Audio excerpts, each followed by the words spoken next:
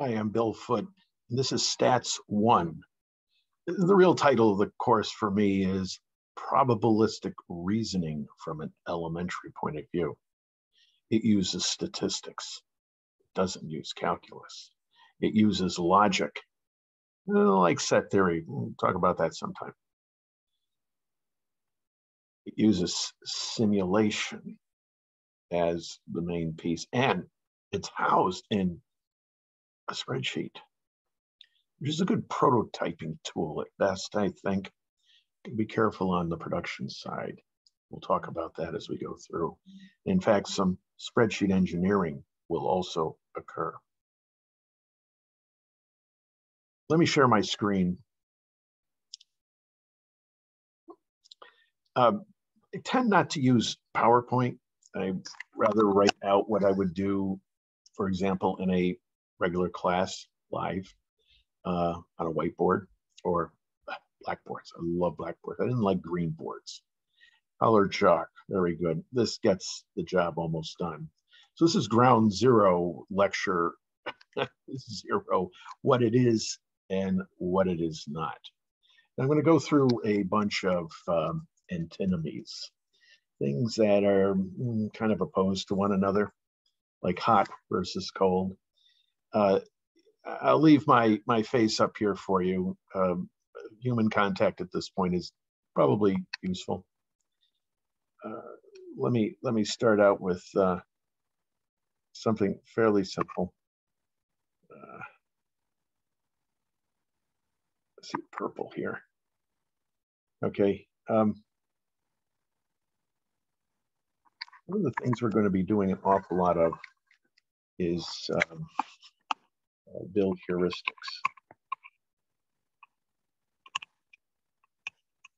My Palmer penmanship isn't so bad. Now, in computing, heuristics and algorithms are very different things. Algorithms seemingly are the gold standard. Heuristics are just merely rules of thumb.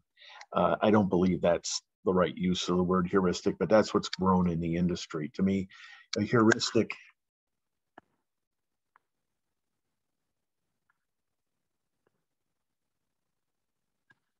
is this.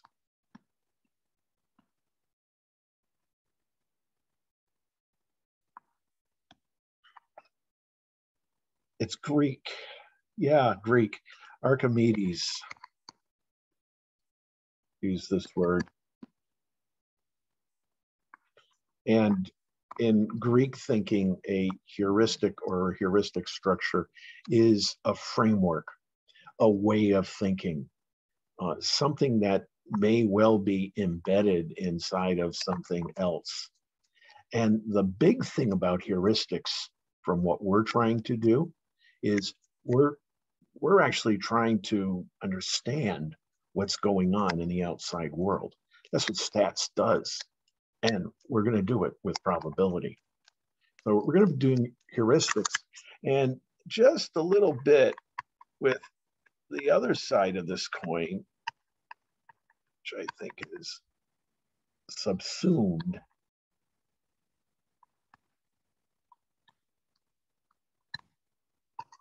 in heuristics, something very formal, process-oriented.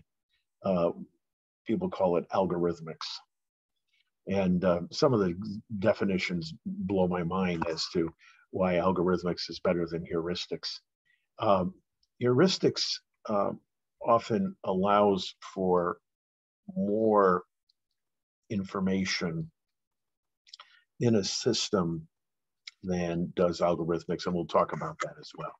So that's one thing we're going to talk about that. The second thing is logic versus set theory. I'm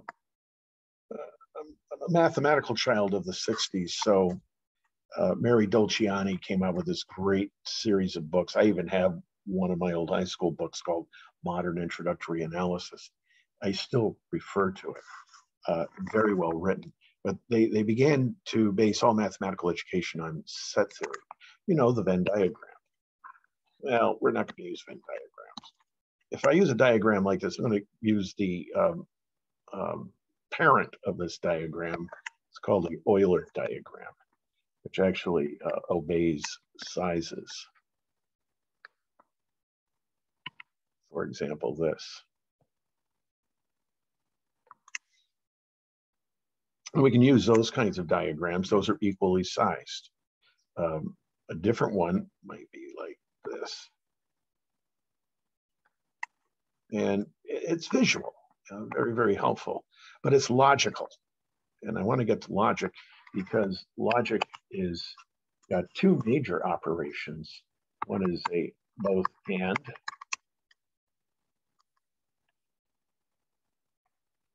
And set theory becomes this intersection. And either or.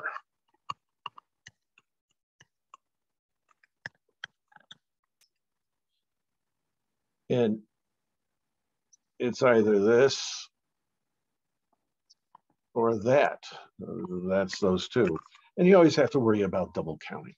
You know, we have there is an accounting and bookkeeping problem here that whenever there's an overlap,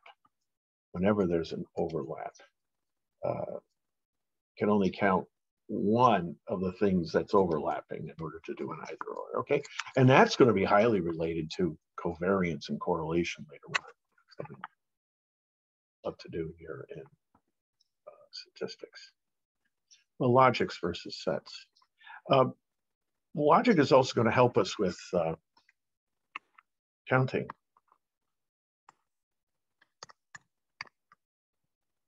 And counting is a logical approach. So you can't forget how to count. And there's a very important counting principle that we're going to use. And suppose there are two roads you could follow. That's the fork in the road.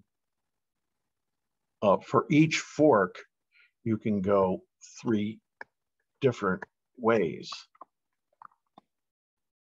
Now that's the visual.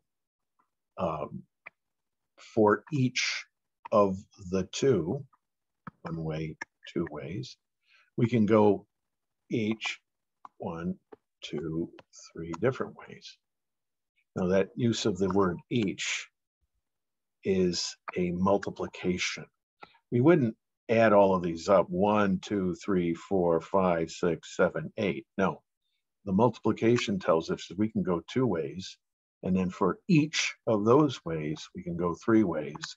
It is 2 times 3 equals 6 ways.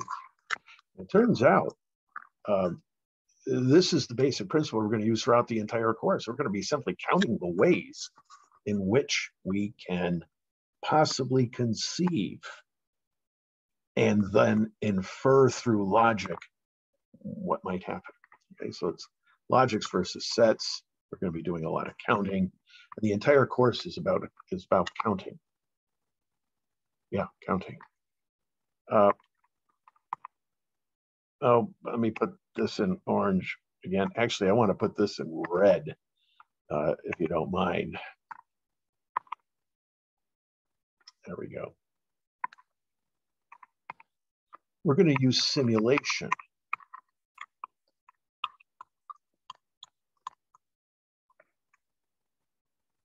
Not calculus. Well, does that mean we're not going to use algebra? Oh, no, we are going to use algebra. Algebra has the insight of let x equal the thing we're solving for. The very first thing we're going to be doing next lecture is we are going to be solving for the proportion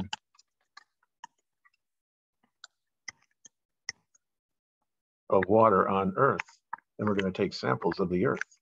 We're actually going to throw a beach ball globe around, but okay, get the idea. Now, calculus is terrific. In courses like this, you could use basically a lot of calculus. It then becomes what is known as a math stats course. I learned math stats from Hogg and Craig. Hogg is said to have invented it. as a discipline, or really promoted it. And when I go back to that text, I learn something new every time. I get an insight. Yes, calculus is extremely useful, but at times it's not practical. It's about every problem. Oh, let me tell you a little bit about myself. Half of my life in academia, half in industry. And I'm also very philosophically trained, so you're always going to get that whether you like it or not. All right. You can always turn this off, right? When I first learned statistics, it was mathematical statistics, very formal. The techniques I'm going to be using all through here were all done from a math statistics point of view. Look up Hog and Craig, you'll see what that is. And it uses extensive calculus, some very deep level calculus, even complex analysis and real analysis. Very useful in certain areas. We're not going to do that. Everything we're going to do is a simulation. Everything we're going to do is on a grid, say from 0 to 1, with equally spaced. That's a grid. Okay, we'll learn how to do that in Excel. It's very simple. But we can also do a two-dimensional grid with equally spaced pieces. We're going to get these combinations in the grid. Each combination is basically what we're going to say is a new hypothesis. And that gets me back to the heuristic. The fundamental heuristic of the entire course is going to be looking something like this. We're going to take a grid of hypotheses and mash it up against a grid of data. What happens here, here, and ultimately here, this will be plausibility. Sorry for that. Our whole job in this entire course is to find out which hypothesis is plausible relative to another. And there's going to be levels of plausibility. They're going to look just like probability, something you learned since 6th grade, and maybe more so. And the counting is going to occur right here. That's where the counting is going to occur. As we mash, like potatoes, mash the two together. We're going to understand that everything is contingent and conditional, which gets us back to logic. The ultimate logical statement is, if it's raining, then what do? In New York City, we certainly do this. We, of course, always carry an umbrella. We open up an umbrella, and this is a shout out to Danielle Navarro, who has a terrific Libra text that has a wonderful example of this. That's logic. If P, then Q. This is the condition. This is the result. What's the evidence? The evidence is, that's evidence. And we're going to use evidence to infer. That's what the then means. It's an inference. Oh, then we're going to see umbrellas. The evidence is data. Yeah. Oh, yeah. The evidence is data. There it is. E for evidence. And the inference is over here, based upon a hypothesis. Maybe we'll see umbrellas. Maybe we won't. If it's raining or if it's not raining. Okay. And we can extend that binary idea into lots of other kinds of numbers. So simulation, not calculus. What it is, what it isn't. And I have a laundry list of what it is and what it isn't. But I want to do one more, maybe two, and leave you to your own devices. We're going to look at the whole range of possibilities. Oh, sometimes we will look at intervals. And if you're teaching the subject and looking at this for ideas or to poke at me, fine, please do that. You'll know this is going to be versus points.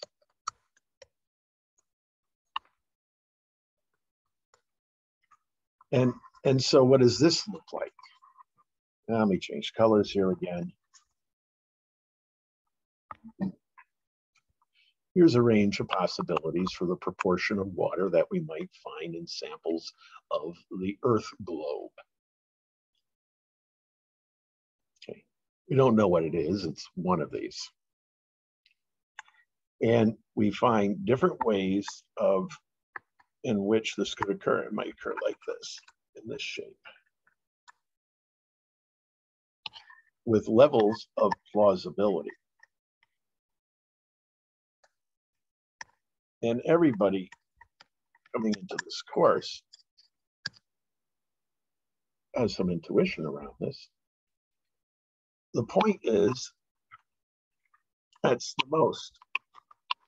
It's actually given a name. It's called a posterior. And it actually has an acronym, MAP, that we'll discover later. This course is not about that point. A decision maker, I want the one number. Well, that's the number. But you're ignoring all of this really important information in that direction and information in that direction. This course is about that information too. Sometimes it's more about that information than this lonesome, very lonesome to be number one. There we go. The maximum a priori, the MAP. Now, if that's what your client wants, consider saying, look, I won't bill you. All right, have a nice day. And I speak about this in the book that accompanies this for a prolegomena of a future statistics. In my industrial practice, I had many, many, many clients. And some clients just want the number. I says, I'm not even interested. I was even interviewed for a job. The guy gives me, give me the number. And I says, I will never give you the number. I'm going to give you a range. Well, okay, fine, whatever. He was very unhappy with me. Get me the number. All right. Okay. So we have this. Now, one of the last things, we're going to do intervals. There we go.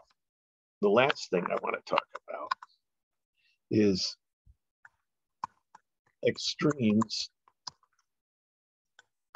versus mediocrities, which has a really bad rap. Most of nature has a distribution of outcomes that looks just like this. But the really interesting stuff that happens as outcomes that doesn't look like this. It looks like this. Okay. Things kind of converge to a mean. The phrase that's often used is regress to a mean, concentrates it. We're going to see an example of that in the very first lecture, and we're going to build on that example. And this will eventually become the infamous normal curve, although there's nothing normal about it. What it is here, Dr. Professor Gauss's curve, the Gaussian distribution. It has a very, very, very good role in it. Anything that gets averaged tends to go to this. But on the way to getting averaged, a lot of other things can happen. And that's what this one is. This is called epidemics, earthquakes, pandemics, extreme failure of motors in Antarctica down McMurdo Sound happen according to a power distribution, not a normal distribution. And we're going to illustrate how this can possibly happen.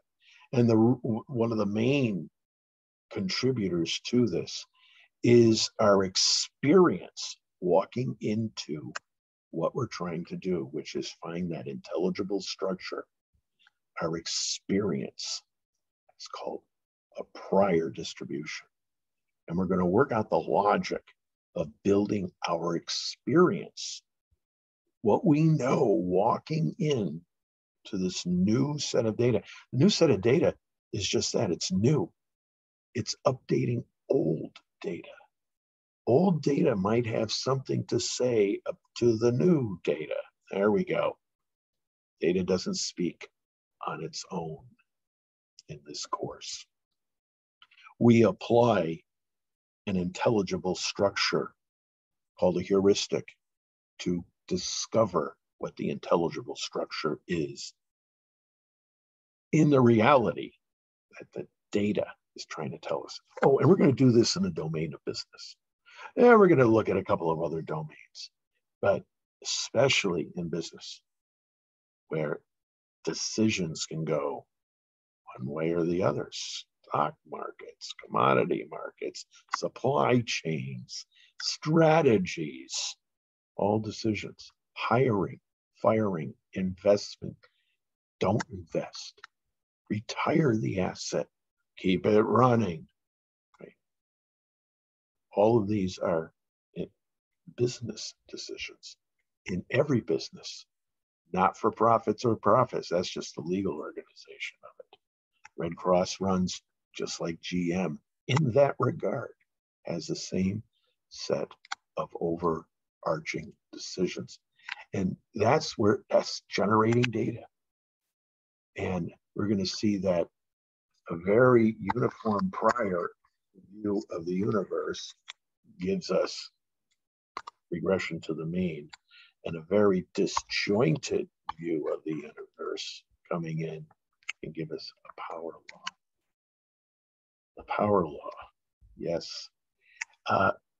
That's usually, I don't think that's in any elementary course, but it's in this course because this course at an elementary level has something that a lot of others don't, and that is the use of an informative prior.